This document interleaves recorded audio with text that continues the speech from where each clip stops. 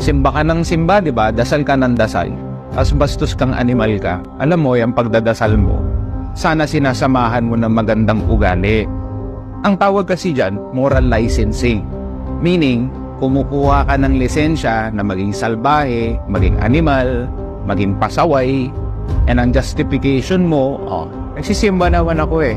May lisensya akong maging masama sa kapwa ko tao. Ganyan ang paniniwala mo, tutustahin ka sa impyerno, maniwala ka sa akin. Hindi tayo pwedeng dasal-dasal lang. Hindi tayo pwede na pasok-pasok lang tayo sa simbahan at feeling na natin banal na tayo. Hindi eh.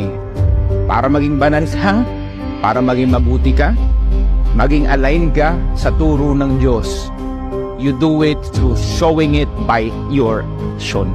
Sa action yan magkakaalaman.